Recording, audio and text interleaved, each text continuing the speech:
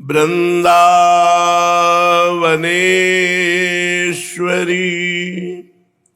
तवैव पदारविन्दम् प्रेमामृतैकमकरन्द रसौघपूर्णम्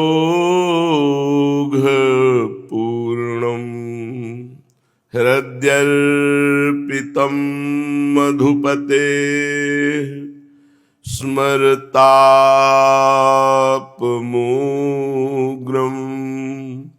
निर्वापयत् परमो शीतलमाश्रयामि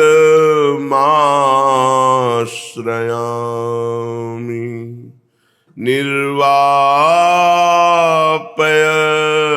परमो शीतलमाश्रयामि।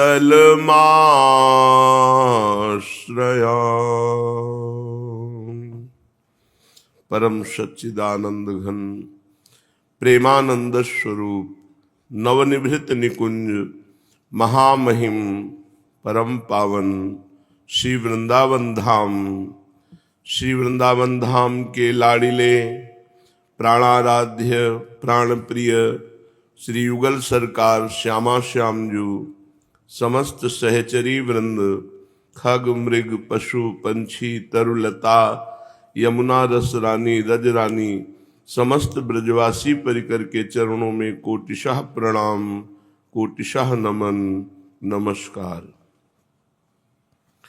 श्री स्वामिनी जी की अहेतुकी कृपा से हम सबको परमार्थ में चलने का सौभाग्य मिला है। परमार्थ का स्वरूप ही यही है, ना किसी की निंदा ना किसी की स्तुति, क्योंकि सब में हमारा प्रभु विराजमान है। हम किसकी निंदा करें और किसकी स्तुति करें, जब एक ही इष्ट है जिसकी हम आराधना करते हैं, वही सर्व रूपों में है, तो हमारा जगत स्वामी है और हम पूरे जगत के सेवक हैं। जड़ चेतन जितना संसार है ये हमारे स्वामी का स्वरूप है और हम सेवक हैं अपने स्वामी के, तो हम चराचर जगत के सेवक हैं। ये उपासक की दृष्टि होती है। व्यवहार उसका जिसके साथ जैसा होना चाहिए वैसा ही होता है, पर दृष्टि उसकी भागवतिक होती है। सब में प्रभु विराजमान है। ये बात अगर हमारे हृदय में नहीं आई है तो अभी हम शुद्ध परमार्थ के पथिक नहीं है। जहाँ राग है, द्वेष है, उत्तम है, अधम है, ये सब प्रपंच है। और इस प्रपंच का त्याग किए बिना परमार्थ में चलना नहीं होता, और परमार्थ में चले बिना स्थिति नहीं होती, और स्थिति के बिना माया मुक्त नहीं होता। जब भागवती की स्थिति होती है, ना कोई द्वंद्व है, ना कोई चाह है, न जीने की इच्छा, न मरने का भय, वो परमार्थ में स्थित है। ऐसे परमार्थी पुरुष के लिए अब कोई कर्तव्य नहीं बचता। लेकिन जब तक ऐसी स्थिति ना आवे, तब तक जहां राग है वहां वैराग्य से काम ले, जहां द्वेष है वहां स्नेह से काम ले। द्वेषी व्यक्ति से स्नेह करे और स्नेही व्यक्ति से वैराग्य करे, तभी परमार्थ पुष्ट होता है। जिससे हमारा स्नेह है उससे राग रहित व्यवहार करे, जिससे हमारा द्वेष है उससे स्नेह युक्त व्यवहार करे, जिससे उसके हृदय का द्वेष मिट जाए। एक भी पूरी सृष्टि में कोई हमारा शत्रु न हो, सबसे भागवतिक भाव से हमारी मित्रता हो। परम पावन श्री धाम वृंदावन ऐसा महामहिम है कि यदि एक दिन के लिए भी किसी को वृंदावन आने का सौभाग्य मिला तो फिर वो नरक नहीं जाएगा। अगर वो इस महिमा को जान करके राधा नाम रटने लगे तो एक बार ही वृंदावन आने मात्र से उसका कल्याण हो जाएगा। श्री जी की सहचरी बन करके सेवा में पहुंचना तो अलग मार्ग है, लेकिन कल्याण हो जाएगा। अगर वो जन्म भी लेगा तो श्रीवान कुलवानों के यहाँ जन्म लेगा और अगला जन्म उसका बहुत भक्तिपूर्ण होगा, जिससे भगवान को प्राप्त हो जाएगा। श्रीपाद प्रबोधानंद जी महाराज कह रहे हैं, ममापि स्यादेता दृशिमिः दिनम किन्नु परमं यदा वृंदाटव्याः कथमपि कृते स्पर्शनमपि। कितनी अद्भुत महिमा। अहो देहं दूरादपि समवलोक्यांत जनुषाम मुहुर्धन्यम मन्ये धरणिपतितः श्याम कृतनतिः। श्रीपाद कह रहे हैं, अहो मुझ जैसे अधम को इसी जन्म में किसी दिन ये सौभाग्य प्राप्त हो, भाग्य उदय हो, लाडली जू की कृपा से मुझे वृंदावन आने को मिले और यहाँ किसी व्यक्ति का स्पर्श हो जाए वृंदावनवासी, या यहाँ किसी मंदिर, किसी वस्तु, यमुना जल, रजरानी, किसी एक का स्पर्श हो जाए, कृतम स्पर्शनमपि धन्याः, मैं परम धन्य हो जाऊं। सोचो आप वास करते हैं अखंड, आपके कितने बड़े भाग्य हैं। लाडली जू ने कितनी बड़ी कृपा कर दी। महिमा है कि इस जीवन में एक दिन यदि वृंदावन आ जाए, किसी वृंदावन वासी का स्पर्श कर ले, किसी वृंदावन के मंदिर में दर्शन करके प्रणाम कर ले, कहीं वृंदावन की रज में लौट जाए, यमुना जल का आचमन कर ले, तो बोले धन्य हो गया जीवन। एक बार वृंदावन की महिमा। अगर वृंदावन नहीं आ पाया और वृंदावन की महिमा सुनी दूर से, और मन लालायित हो गया कि धन्य है उनको जो वृंदावन वास करते हैं, धन्य है वो जो वृंदावन का दर्शन करके आए हैं, दूर से ही वृंदावन का ऐसा भाव किया, ऐसा चिंतन किया, तो कह रहे हैं मुहुर्धन्यम मन्ये धरण पतिता श्याम कृतनति। मैं उसे इतना पावन मानता हूं कि पृथ्वी में लौटकर उसको प्रणाम करता हूं, जो वृंदावन के लिए विकल हो गया। कोई वृंदावन से गया, कहां से आए हो भाई? हम तो वृंदावन गए थे। अच्छा, बिहारी जी के दर्शन किए, अरे बड़ा आनंद। अब उसके हृदय में भारी विकलता हुई, यार जीवन में कभी वृंदावन नहीं गया, क्या कभी मैं वृंदावन जा पाऊंगा? और एक विकलता हुई तो वो इतना पवित्र हो गया कि श्रीपाद कह रहे हैं धन्यम मन्ये धरण पतिता श्याम कृत नति। मैं गिर करके भूमि में उसको नमस्कार करता हूं जिसके हृदय में वृंदावन के दूर से दर्शन की व्याकुलता प्रकट हो गई, वृंदावन की महिमा से व्याकुलता आ गई उसके हृदय में। कब जाऊंगा वृंदावन, मैं कब वृंदावन का दर्शन करूंगा? वो इतना पावन हो गया, धन्यम हो गया कि श्रीपाद कह रहे मैं साष्टांग दंडवत उसको करता हूं। यद्यपि च मम नास्ति श्रील वृंदावनीये महिमनि न सर्वो सर्वे हंत विश्वास गंधा। यद्यपि च मम तस्मिन्नास्ति वासैषणापि प्रसरतु मम तादृशेव वाणी तथापि। यद्यपि मैं वृंदावन की महिमा का वर्णन करता हूं, पर मुझे वृंदावन में जो विश्वास होना चाहिए वो गंध मात्र नहीं। यह है प्रेम की स्थिति। अगर प्रेमी से पूछा जाए कि आपको भगवान से कितना प्रेम है, तो अपने हृदय में ढूंढने पर वो उत्तर यही देगा कि प्रेम रंच मात्र भी नहीं। भजनानंदी से पूछा जाए आप दिन भर भजन करते हो भगवान का, आप तो बड़े भजनानंदी हो, तो रो करके बोल देगा, बनावटी नहीं कि मुझ में वो भजन है ही नहीं, जो महापुरुषों ने भजन किया वो भजन। अभी भजन कहाँ? श्रीपाद वृंदावन विश्वास की मूर्ति है। ऐसी वृंदावन के प्रति उत्कट अभिलाषा, ऐसी निष्ठा, ऐसा प्यार, ऐसी महिमा किसी बिरले में जागृत होती है। और श्रीपाद कह रहे यद्यपि च मम नास्ति शील वृंदावने ये महिमनि, महामहिम वृंदावन में यद्यपि मुझे उतना विश्वास नहीं जितना होना चाहिए, और विश्वास की गंध भी नहीं है, और ना मुझ में वास करने की वासना थी। बिल्कुल अपने लोग ऐसे ही हैं, न महिमा में विश्वास है और न वास करने की इच्छा थी। पर पता नहीं कैसे लाडली जी की कृपा हो गई कि मुझे वृंदावन वास। देखो थोड़ी देर सोचो, हम आप वृंदावन वासी हैं, कौन सी भगवत प्राप्ति करनी भाई।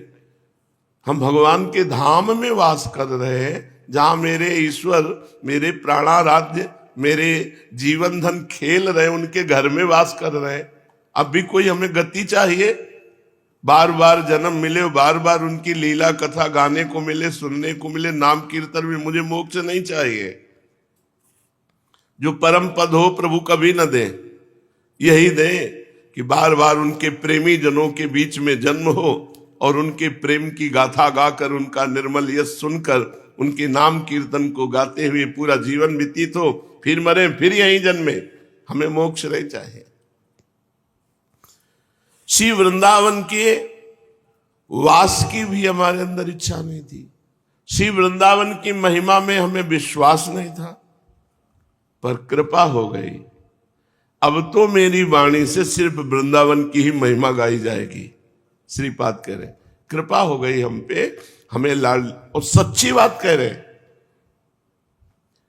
महाप्रभु चैतन्य देव की कृपा से इनके अंदर भक्ति का स्फुरण हुआ, नहीं तो पूर्ण कठोर हृदय के ज्ञानी महात्मा थे। महाप्रभु का उपहास करते थे चैतन्य देव का कि सन्यासी होकर ये नाचते गाते हैं, अरे बैठकर ब्रह्म चिंतन करें। लेकिन एक बार के दर्शन से सब ज्ञान का किला ढह गया और भक्ति का ऐसा अंकुरण हुआ कि वृंदावन में अद्वितीय प्रेम को प्राप्त हुए, प्रिया प्रीतम के अद्वितीय प्रेम को। कह रहे मेरे में वृंदावन महिमा की लेस मात्र गंध नहीं, वास की इच्छा नहीं, फिर भी हाय कैसी कृपा हुई लाडली जू की कि मुझे धाम वास मिल गया और वृंदावन की महिमा मेरे हृदय में स्फुरित हो गई। अब तो वाणी से वृंदावन की महिमा किसी और कुछ गाऊंगा ही नहीं। श्रीपाद कह रहे अचैतन्य प्रायम जगदिदमहो सर्वविदपि पृथ्वी श्री वृंदावन महिम वीथी जड़मति अहो भ्राम्य दृष्टया विधि सद सदवर्तमसु तथा न पूर्ण तस्यैव ध्रुवमिहि निसेव पद रजः। इस जगत में मैं अचैतन्य था, मेरे में प्रकाश नहीं था प्रेम का, लेकिन चैतन्य देव ने प्रकाश कर दिया। अचैतन्य प्रायम जगदिमहो सर्वविदपि। मैं इस जगत में अचैतन्य होकर रह रहा था, प्रेम का प्रकाश मेरे हृदय में नहीं था। समापन होने जा रहा है वृंदावन महिमामृत का, तो कह रहे हैं मैं अचेतन था, मेरे में प्रेम का प्रकाश नहीं था। पर श्री श्री महाप्रभु चैतन्य देव के चरणों का दर्शन करके मैं चैतन्य हो गया। सर्वशास्त्रों का ज्ञाता होते हुए भी महान वृंदावन की महिमा से बिल्कुल अनविज्ञ और जड़ बुद्धि था। श्रीपाद कह रहे समस्त शास्त्रों का बिल्कुल अक्षरशः सत्य कह रहे, समस्त शास्त्रों के अद्भुत विद्वान श्रीपाद। मैं समस्त शास्त्रों का ज्ञाता होते हुए भी महान श्री वृंदावन की महिमा रूपी वीथियों में जड़मती था, श्री वृंदावन के मार्ग को भी नहीं जानता था, और मैं सद असत इसी के चिंतन में भटक रहा था। आज मेरा मनोरथ पूर्ण हो गया।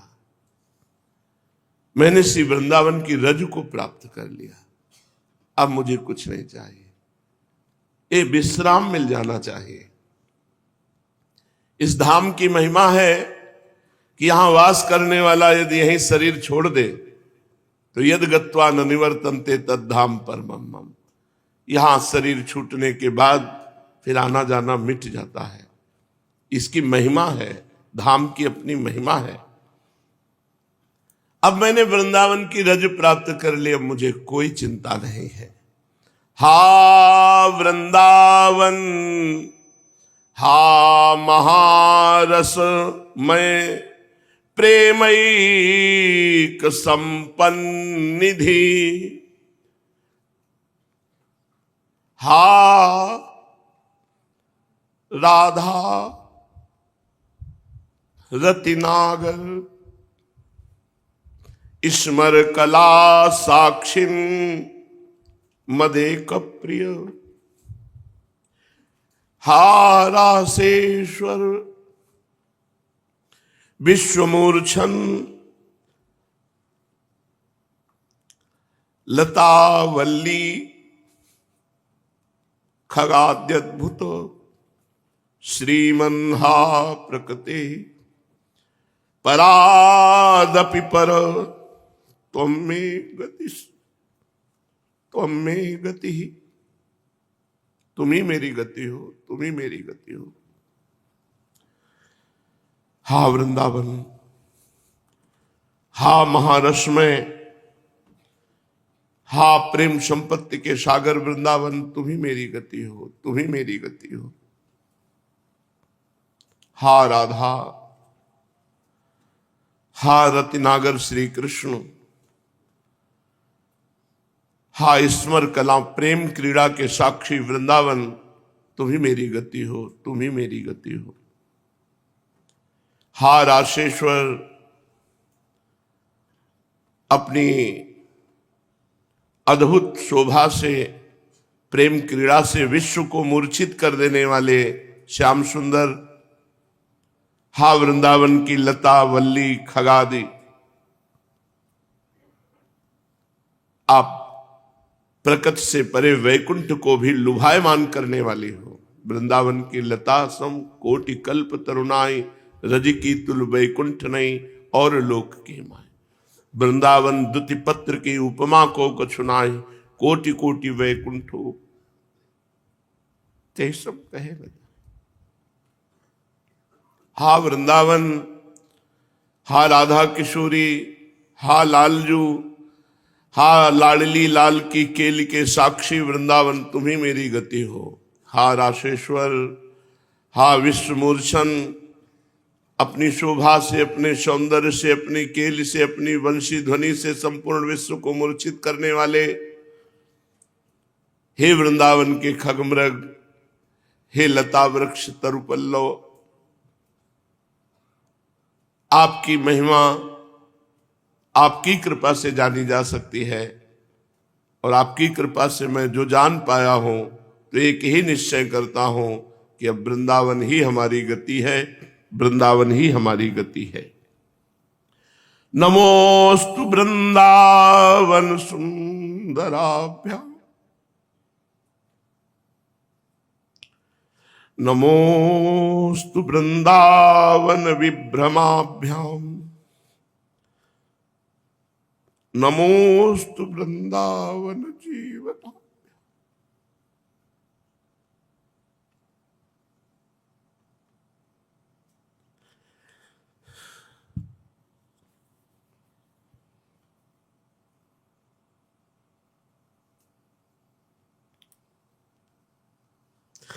नमोस्तु वृंदावन नागराभ्याम,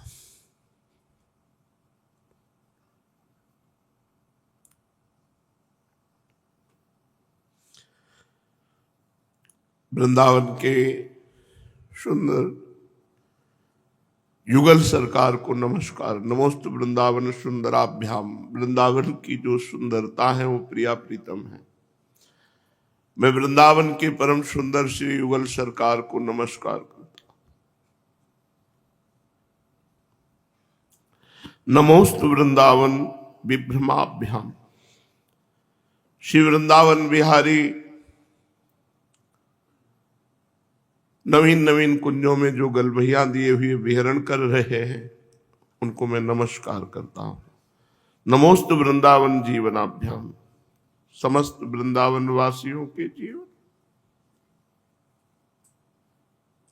समस्त वृंदावन के प्राण, खगमृग पशु पंछी लता सबके जीवन, समस्त ब्रजवासियों के जीवन, हे युगल सरकार आपको नमस्कार है।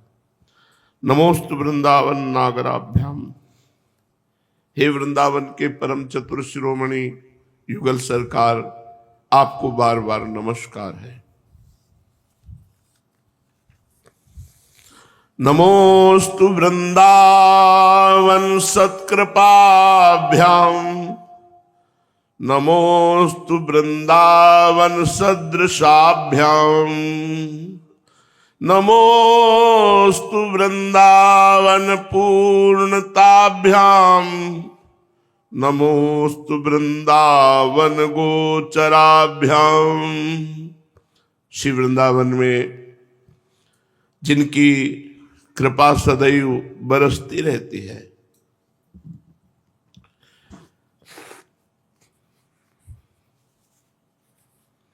ऐसे श्री युगल सरकार को नमस्कार है। वृंदावन में जिनकी सदैव कृपा बरसती रहती है, ऐसे युगल सरकार को नमस्कार।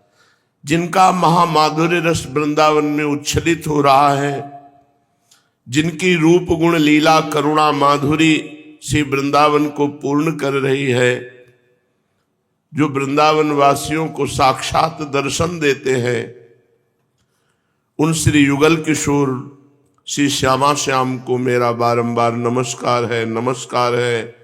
उनके चरणों में मेरा बार बार प्रणाम है, प्रणाम है। वृंदारण्योत्तमम नास्ति, नास्ति मत्तो धमम क्वचित, राधा नाम्नः प्रभावेण यदि स्यान्मेलनम तयोः।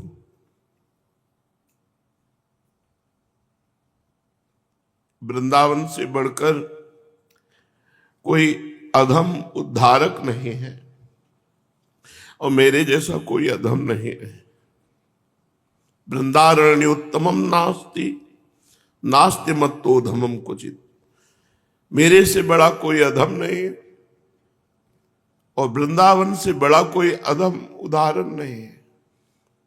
अधमों का उद्धार करने वाला परम करुणामय वृंदावन और महाअधम मैं, राधा नामना प्रभावेण। ये तो राधा नाम का प्रभाव जागृत हो गया। वृंदावन की कृपा से मेरी जिह्वा में, मेरे हृदय में राधा राधा राधा राधा नामना प्रभावेण। आश्चर्य की बात, मेरे अधम हृदय में महाप्रभु हरिवंश चंद्र जी कह रहे, क्वाहम तुच्छा परम अधमः प्राण्यो गर्ह कर्मा यत्तन्नाम स्फुरति महिमा ह्रेस वृंदावनस्य। कहा मैं अधम अपराध करने वाला, तुच्छ, क्वाहम तुच्छा, कैसी दैन्यता है। कहा मैं तुच्छ अधम अपराध करने वाला और कहा महामहिम राधा नाम। ये राधा नाम जो मेरी हृदय में, मेरी जिह्वा में स्फुरित हो रहा है, वृंदावन की महिमा है। श्रीपाद कह रहे, कहा मैं अधम और कहा अधम उद्धारण वृंदावन और कहा महिम राधा नाम। ये राधा नाम का प्रभाव तो वृंदावन की कृपा से मेरी वाणी पे स्फुरित हुआ है। राधा नाम नः प्रभावेण यदि श्यान्मेलनम तयोः। श्री वृंदावन का संयोग वास कभी हमसे छूटे ना, राधा नाम हमारी जिह्वा में रहे। श्री वृंदावनेश्वर्याः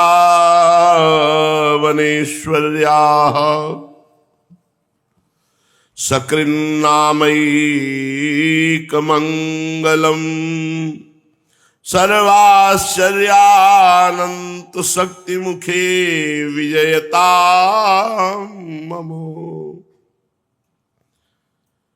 श्रीमद्वृंदावनेश्वर्याः सकृन्नामैक मंगलम। श्री वृंदावनेश्वरी का नाम राधा एक बार जिसकी जिह्वा पे आ गया उसका परम मंगल। इसी श्लोक से वृंदावन महिमामृत को पूर्ण करते हैं श्रीपाद प्रबोधानंद जी। श्रीमद वृंदावनेश्वर्याः, महामाधुर्य रस प्रकाशित करने वाली श्री स्वामिनी जी श्री वृंदावनेश्वरी जी का सकृन्नामैक मंगलम। एक बार जो नाम उच्चारण कर ले राधा, उसका कभी अमंगल नहीं हो सकता। राधा नाम एक बार जीवन में ले लिया तो उसका कभी अमंगल नहीं हो सकता, समस्त मंगल उसे प्राप्त होते हैं। सर्वाश्चर्य अनंत शक्ति मुखे विजयता ममो। उसके जीवन में अनंत सुखों का, अनंत शक्तियों का प्रभाव प्रकाशित हो जाता है, जिसके मुख में राधा नाम होता है। श्री राधा नाम, क्या बात है, आखिरी विश्राम श्लोक है। श्री राधा नाम मेरी जिह्वा पे सदा जय युक्त होकर विराजमान हो। जय जय श्री प्रबोधानंद सरस्वती विरचित श्री वृंदावन महिमामृत सप्तदशक शतक समाप्त। जय जय श्री जय वृंदावन, जय वृंदावन, जय वृंदावन, जय वृंदावन।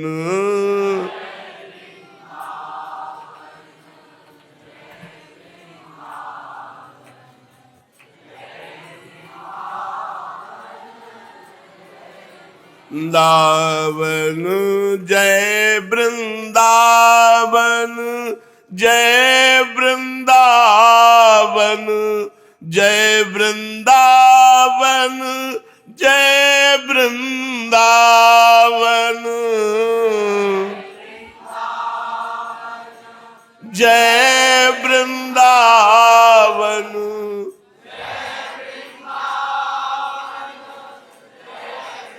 दावन, जय वृंदावन, जय वृंदावन, जय वृंदावन, जय वृंदावन।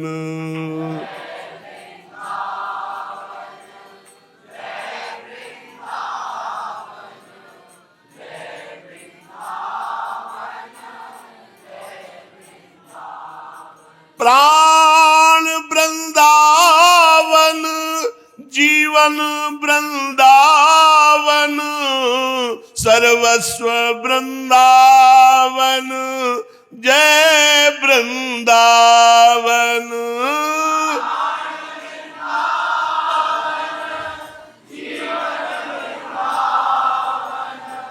सर्वस्व वृंदावन, वृंदावन, जय वृंदावन, जय वृंदावन, जय वृंदावन, जय वृंदावन।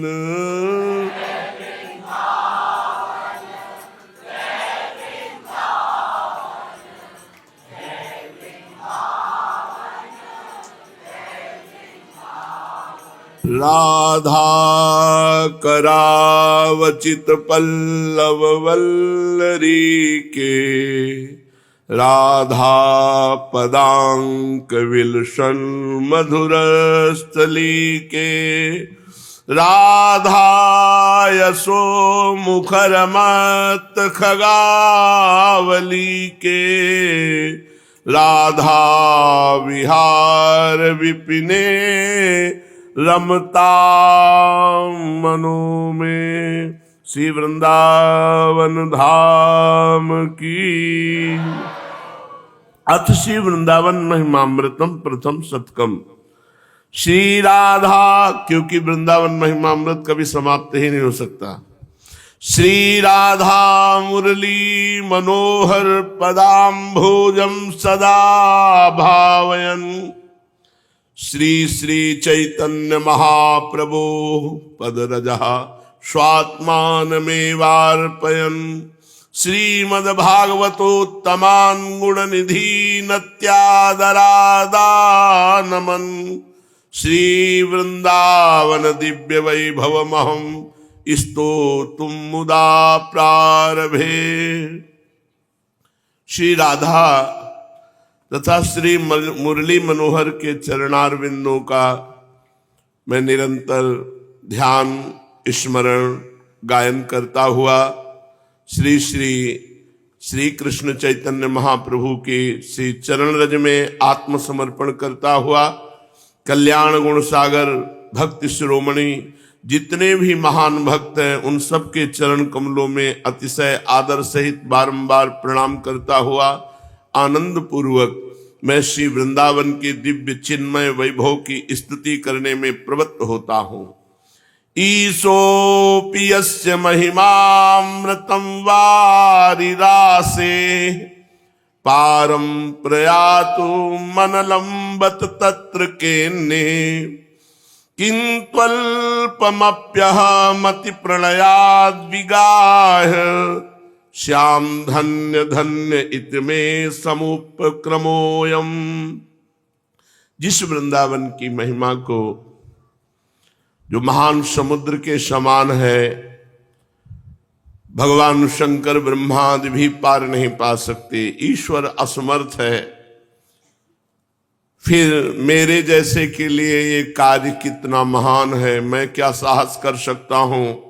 किंतु अत्यंत कृपा होने के कारण, श्री जी की अत्यंत कृपा होने के कारण मैं प्रीतिपूर्वक इस वृंदावन महासमुद्र की महिमा का यत्किंचित वर्णन कर रहा हूं और मुझे विश्वास है कि इसे जो सुनेगा वो धन्य धन्य हो जाएगा।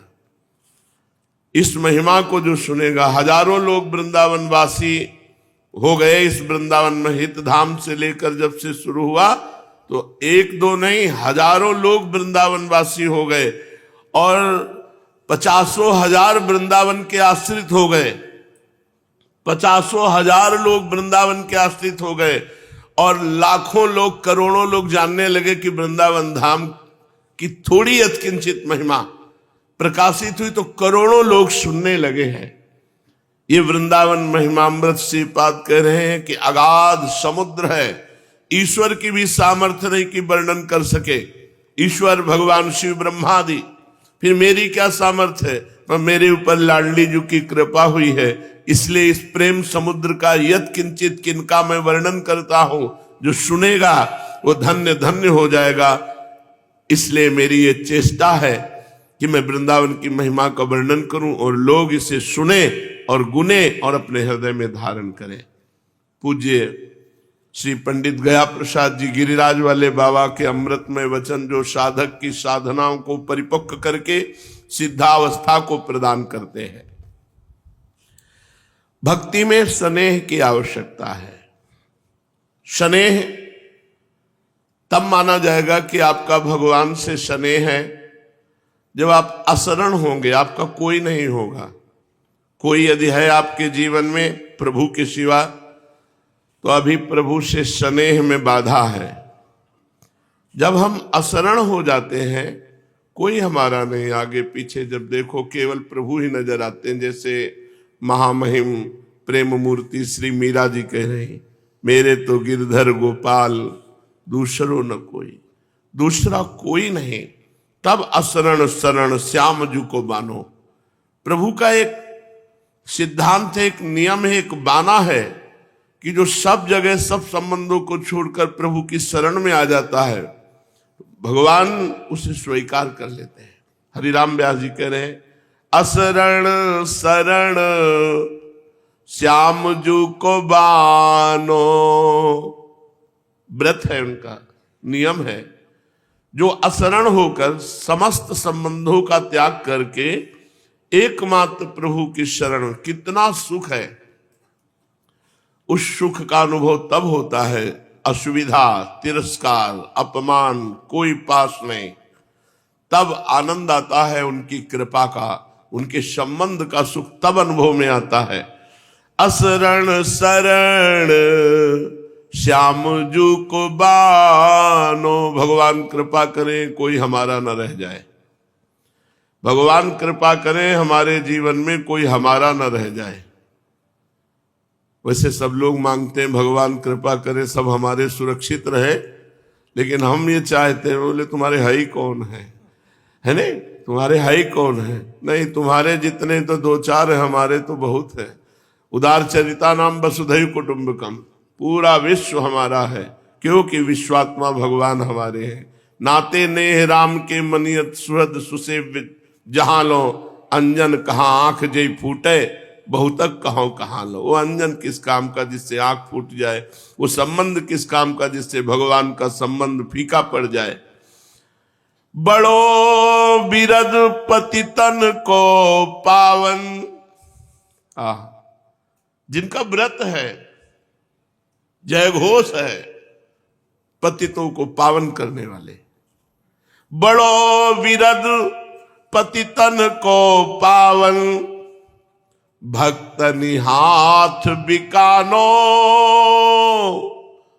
असरन सरन श्याम जू को बानो, असरन सरन श्याम जू को बानो।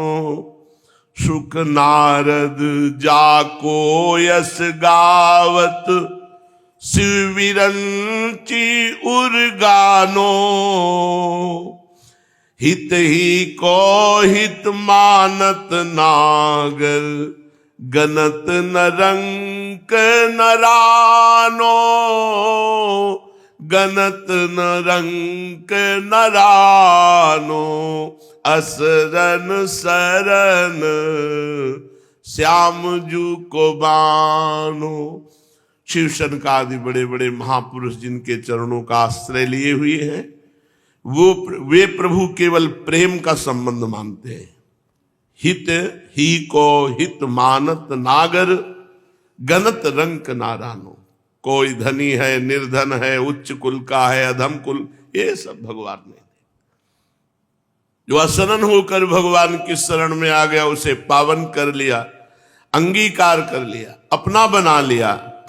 दया सिंधु दीननी को बांधो, प्रगट भागवत कहानो। रजधानी वृंदावन जाकी, रजधानी वृंदावन जाकी, लोक चतुर्दश थानो, असरण शरण श्याम जू को बानो, असरण शरण श्याम जू को बानो। दया सिंधु है प्रभु, जो दीन हो गया, निर्बल हो गया, उसको भगवान ने अपना लिया। ये भागवत साक्षी है। जिनकी राजधानी, जिनका घर वृंदावन है, समस्त लोक लोकांतरे आफिस है, लेकिन वृंदावन निज घर है। ऐसे ठाकुर को हो सेवक, कैसे और ही मानो। ये गर्व होना चाहिए, ये अभिमान होना चाहिए। मैं ऐसे ठाकुर, अब किससे, किसके आगे मैं सर झुकाऊं, किसके आगे हाथ फैलाऊं। सब दैन्य हैं विषयों के, हम दैन्य हैं प्रेम के। सब सेवक गुलामी कर रहे हैं विषयों की, हमें ठाकुर की सेवकाई का सौभाग्य मिल गया है। सब अपना मानते हैं, धन को, जन को, बल को, तप को। हम अपना मानते हैं अपने ठाकुर को। ऐसे ठाकुर को हो सेवक, कैसे और ही मानो। व्यास कलंक लगे तो जननी, जो न पितहि पहचानो, श्याम जू को बानो, असरन सरन श्याम जू को बान। जननी कहती है पिता है, अगर अब हम अपने पिता को पिता नहीं कहते तो कलंक लग जाएगा। ऐसे सदगुरुदेव ने बता दिया कि तुम्हारे जीवन धन प्राण धन ठाकुर है, अब ऐसे ठाकुर का दास हो कि किसकी तरफ देखो। तो भक्ति में स्नेह है। स्नेह कैसा? समस्त संबंधों से सबकी ममता ताग बटोरी, ममपद मनहि बांध बर डोरी। माँ भी, पिता भी, भाई भी, बंधु भी, रिश्ते नाते सब हमारे श्री हरि से है।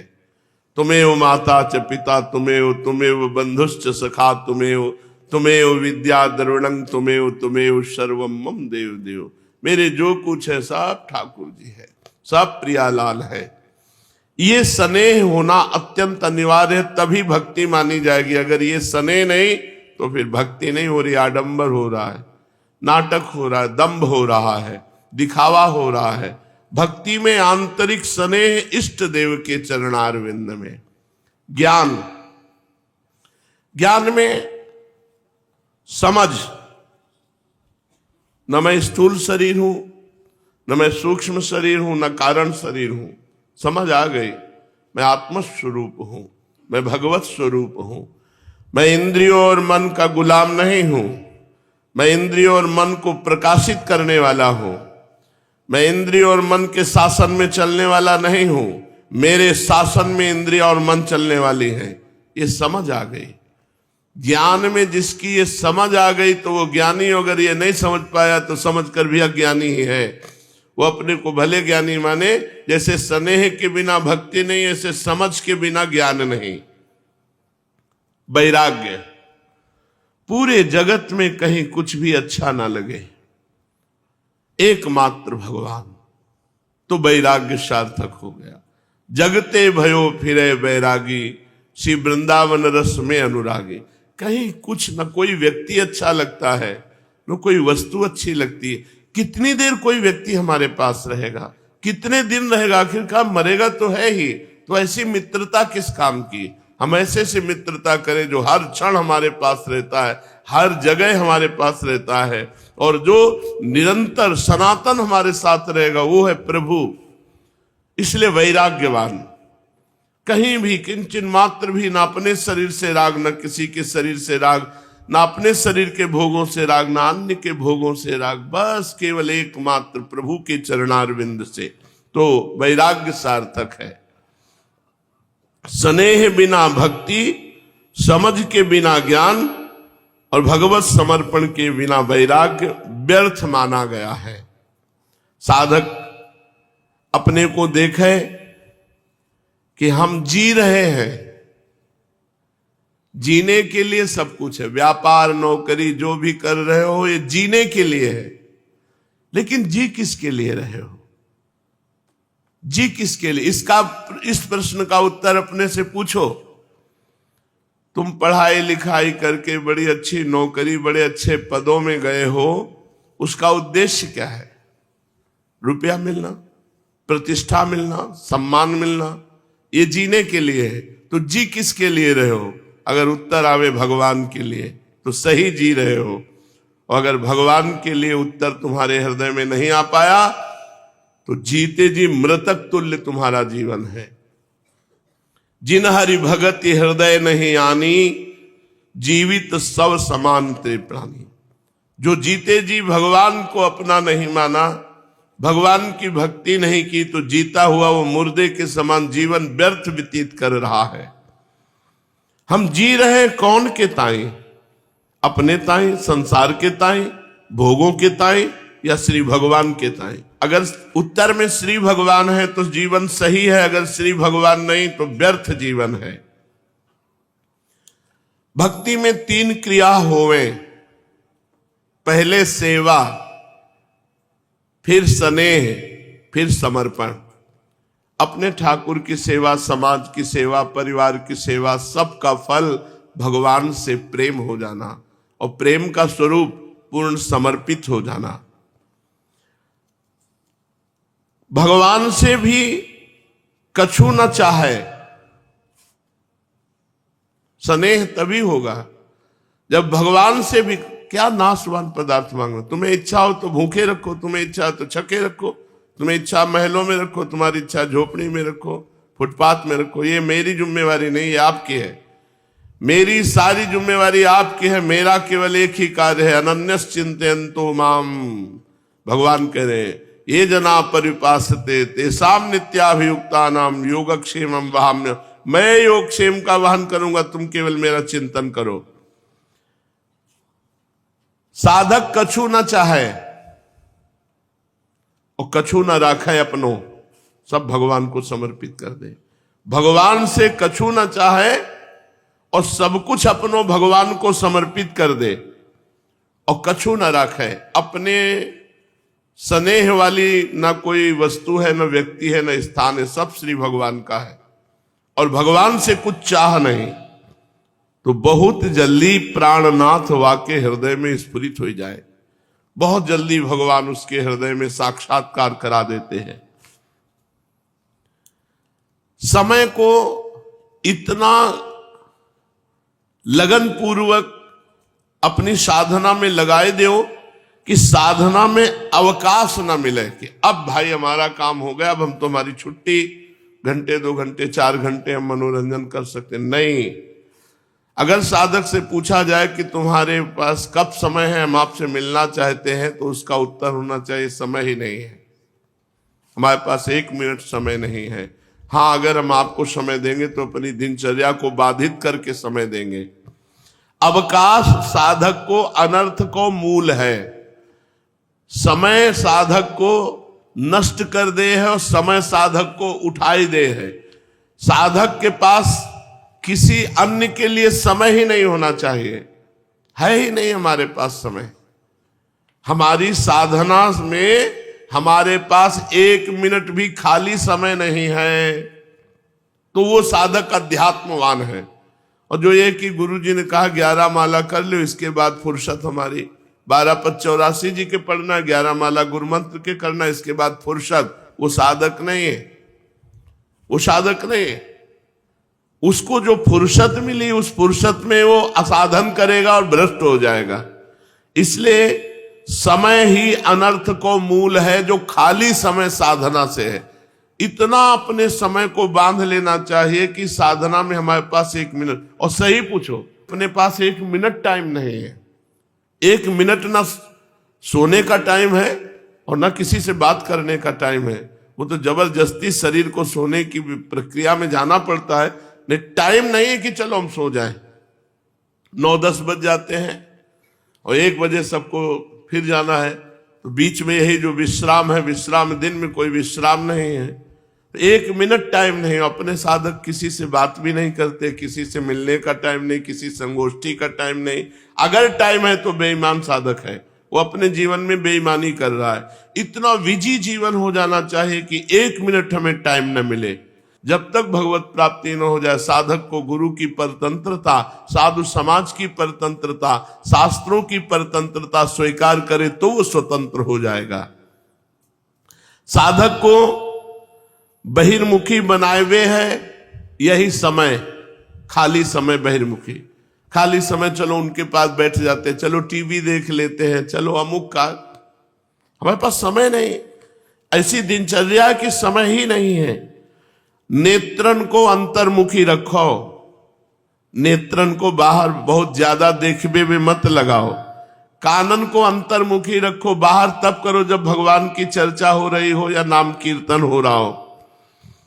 काहू के आचरणों को मत देखो, कौन क्या कर रहा है मत देखो, नहीं तो दोष दर्शन हो जाएगा। दोष दर्शन हुआ तो वही दोष तुम्हारे अंदर आ जाएगा। नेत्रन के मार्ग से और कानन के मार्ग से संसार प्रवेश न करनो पावे हृदय में, ये ध्यान रखे। जब जब हमारी दृष्टि उठे तो केवल श्री भगवान को देखें, और जब जब हमारी श्रवणेन्द्रिय बाहर हो तो केवल भगवान को सुने। बाबा के वचनों को हृदयस्थ करो। भक्ति में स्नेह, अन्य संबंधों का त्याग करके केवल भगवान। ज्ञान में समझ, वैराग्य में समर्पण और श्रवणेन्द्रिय और नेत्रेंद्रिय को इधर उधर भटकने ना देना और अपने साधन में 1 मिनट भी खाली समय ना होना, तो साधना उच्च अवस्था को प्राप्त होती है। श्रीमद् भागवत महापुराण। भगवान श्री कृष्णचंद्र जी उद्धव जी के पूछने पर पूजा विधि का वर्णन बता रहे हैं कि साधक कैसी पूजा करे जिससे वो हमको प्राप्त हो। तो 2 प्रकार की पूजा पद्धतियां बताई, एक तांत्रिक और एक वैदिक मंत्रों के द्वारा।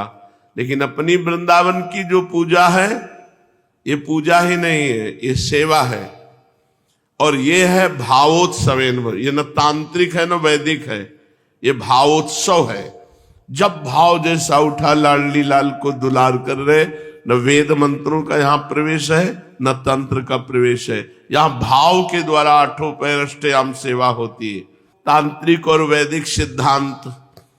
उपासक पहले पूजा की सामग्री इकट्ठी कर ले, फिर इस प्रकार कुशा बिछाए कि कुशा के अगले भाग पूर्व की ओर हो। आज तक हमें यहां दिशा पता नहीं चली, हमें दिन का पता नहीं, कौन सा दिन, सच्ची कह रहे, तारीख का पता नहीं, आज तक दिशा का पता नहीं चला। ये कौन सी दिशा में बैठे हम? भगवान कह रहे हैं कि पूर्व की ओर कुशा का अग्रभाग करके बिछावे, तदनंतर उत्तर की ओर मुंह करे और अचल प्रतिमा हो तो उसके सामने बैठना चाहिए। जैसे अचल प्रतिमा है तो सामने बैठना। फिर पूजा कार्य प्रारंभ करे, पहले अंगन न्यास कर ले, फिर करन न्यास कर ले, फिर मूर्ति में मंत्र न्यास करे। प्रतिमा में पहले जो समर्पित सामग्री उसको हटा ले, पोंछ दे। इसके बाद जल से भरे हुए कलश और प्रोक्षण पाद आज की पूजा गंध पुष्प आदि से करे।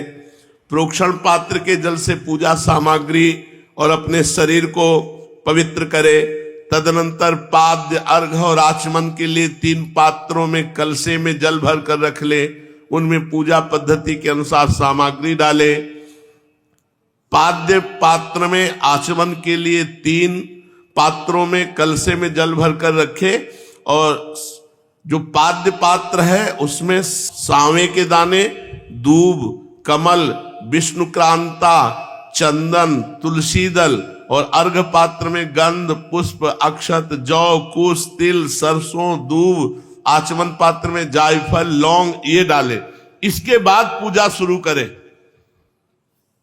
ये वृंदावन धाम है महाराज, यहां सब नहीं, यहां तो प्रेम की उपासना है। इसीलिए वृंदावन की लीला मत समझो गुरु को चीला, या ऋषि मुनि गए हार जपे जा राधे राधे। इसके बाद पूजा करने वालों को चाहिए कि तीनों पात्रों को क्रमशः हृदय मंत्र, शिरो मंत्र, शिखा मंत्र से अभिमंत्रित करके अंत में गायत्री मंत्र से तीनों को अभिमंत्रित करे। इसके बाद प्राणायाम के द्वारा प्राणवायु भावनाओं के द्वारा शरीरस्थ अग्नि के शुद्ध हो जाने पर हृदय कमल में परम सूक्ष्म और श्रेष्ठ दीप शिखा के समान मेरी जीव कला का ध्यान करे। बड़े बड़े ऋषि मुनि ओमकार, आकार, उकार, मकार, बिंदु, नाद इन 5 कलाओं के अंत में उसी जीव कला का ध्यान करते हैं। वो जीव कला आत्म स्वरूपिणी है। जब उसके तेज से सारा अंतःकरण और शरीर भर जाए तब मानसिक उपचारों से मन ही मन उसकी पूजा करनी चाहिए। तदनंतर तन्मय होकर मेरा आवाहन करे और प्रतिमा आदि में मेरी स्थापना करे। फिर मंत्रों के द्वारा अंगन्यास करके उसमें मेरी पूजा करे। उद्धव जी मेरे आसन में धर्मादि गुणों और विमलादि शक्तियों की भावना करे। आसन के चारों कोनों में धर्म, ज्ञान, वैराग्य, ऐश्वर्य रूप 4 पाए हैं। अधर्म, अज्ञान, अवैराग्य और अनैश्वर्य ये चारों दिशाओं में डंडे हैं। सत्व, रज, तम रूप 3 पट्टरियों की बनी हुई पीठ है। विमला, उत्कर्षणी, ज्ञाना, क्रिया, योगा, प्रभि, सत्या, ईशाना, अनुग्रह ये 9 शक्तियां विराजमान हैं। उस आसन पर एक अष्टदल कमल है, उसकी कर्णिका अत्यंत प्रकाशमान है। पीली पीली केसरों की छटा निराली हो रही। आसन के संबंध में ऐसी भावना करके पाद्य, आचमनी, अर्घ आदि उपचार प्रस्तुत करे। तदनंतर भोग और मोक्ष की सिद्धि के लिए वैदिक और तांत्रिक विधि से मेरी पूजा करे। सुदर्शन चक्र, पांचजन्य, शंख, कौमोदकी, गदा, खड्ग, बाण, धनुष, हल, मूसल, इन 8 आयुधों की पूजा करें। 8 आयुधों की पूजा करें। कौस्तुभ मणि, वैजंती माला, श्रीवत्स चिन्ह की वक्षा स्थल में यथास्थान पूजा करे। नंद, सुनंद, प्रचंड, चंड, महाबल, बल, कुमुद, कुमुदेक्षण, गरुण के सामने दुर्गा, विनायक, व्यास, विश्वक्सेन चारों कोनों में स्थापना करके पूजन करे। बाईं ओर गुरु की यथाक्रम पूर्वा। अरे बहुत विचित्र लीलाएं हैं, सेवा, पूजा, मंत्र, और सबका फल है प्रेम, और प्रेम की उपासना है। पूर्व दिशा में इंद्रादि 8 लोकपालों की स्थापना करके प्रोक्षण, अर्घ, ध्यान और क्रम से उनकी पूजा करनी चाहिए। प्रिय उद्धव, यदि सामर्थ्य हो तो प्रतिदिन चंदन, खस, कपूर, केसर, अर्घजादि सुगंधित वस्तुओं द्वारा सुवासित जल से मुझे स्नान कराए। उस समय सुवर्ण घर्म इत्यादि, सुवर्ण घर्मानुवाक, जितम ते पुंडरीकाक्ष इत्यादि महापुरुष विद्या, सहस्त्र शीर्षा पुरुषाहा इत्यादि पुरुष सूक्त, इंद्रम नरो नेमधितो हवंत इत्यादि मंत्रोक्त राजनादि सामगायन पाठ करता हुआ मेरी पूजा करे, स्नान आदि करावे।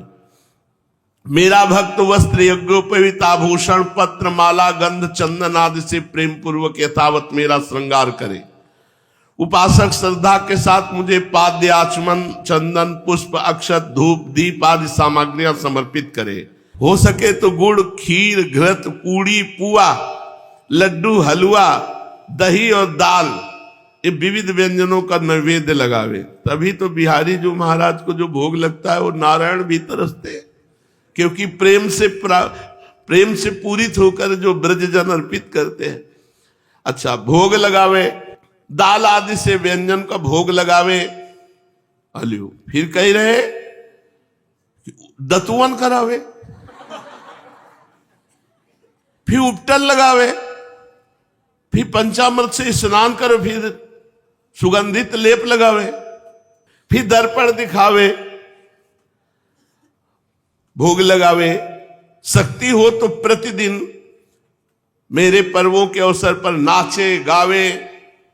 देखो श्री जी की कृपा से अपने यहाँ पूरी दिनचर्या होती है। भगवत चर्चा होने के बाद मंगला आरती के बाद श्री जी का नाम कीर्तन, नृत्य, फिर तुरंत स्नान, श्रृंगार, पूरा 8 पैर की सेवा होती है। उद्धव जी तदनंतर पूजा के बाद शास्त्रोक्त विधि से बने हुए कुंड में अग्नि की स्थापना करे। वह कुंड मेखला, गर्त और वेदी से शोभायमान हो।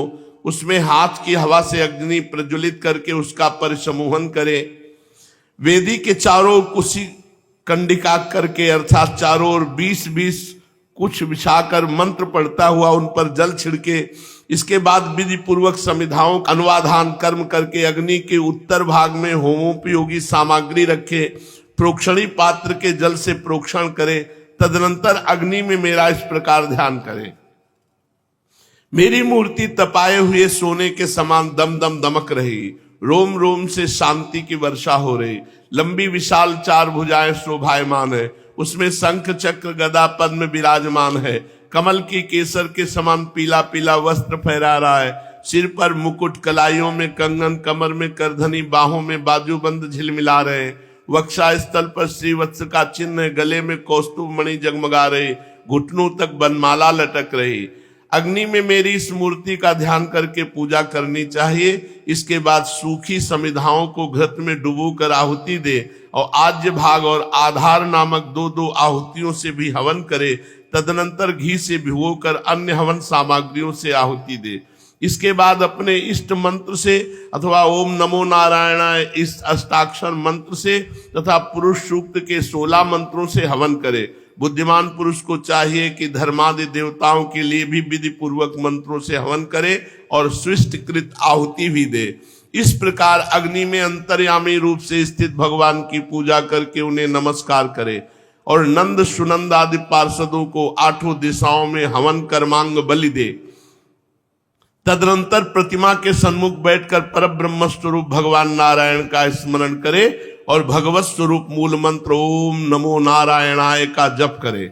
इसके बाद भगवान को आचमन करावे। उसके बाद विश्वक्सेन को निवेदन करे। इसके पश्चात अपने इष्ट देव की सेवा में सुगंधित तांबूल आदि मुखवास उपस्थित करके पुष्पांजलि समर्पित करे। मेरी लीलाओं को गावे, उनका वर्णन करे, मेरी ही लीलाओं का अभिनय करे।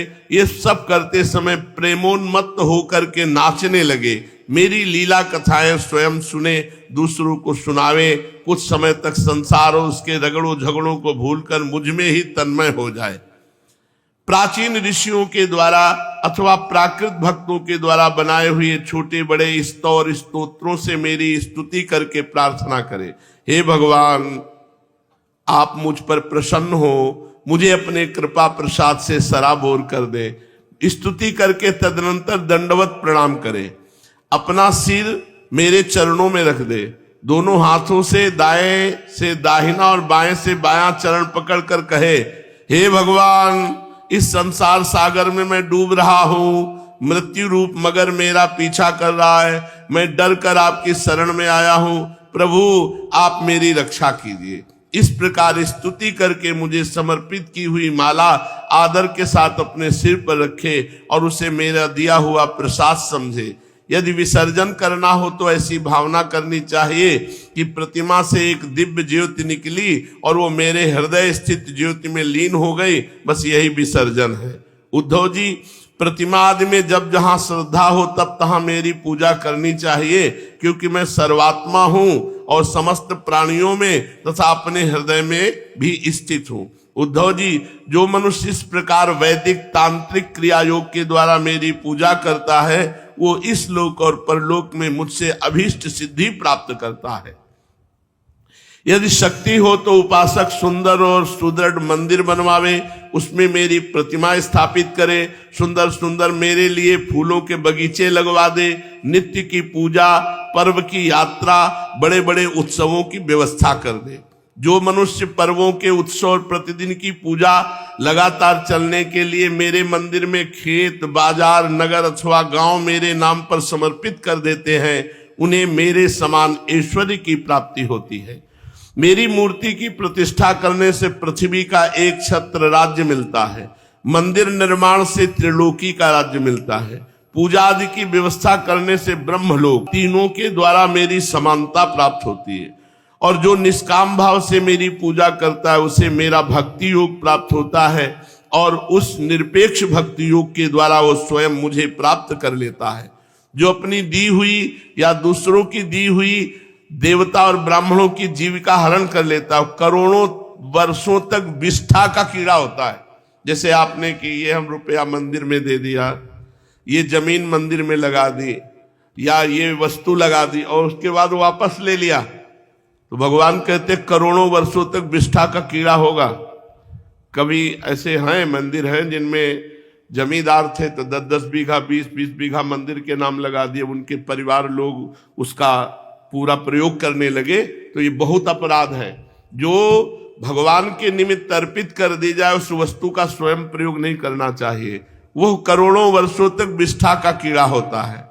जो लोग ऐसे कामों में सहायता या प्रेरणा या अनुमोदन करते हैं वे मरने के बाद बड़े दुख के भागीदारी बनते हैं। यदि उनका अधिक हाथ रहा तो अधिक फल होता है, यदि कम रहा तो कम मिलता है। इस तरह मेरी पूजा करे और सावधानी के द्वारा मेरे को अपने आप को समर्पित कर दे तो मेरी प्राप्ति हो जाती है। शेष चर्चा आगे। श्री राधा वल्लभ लाल।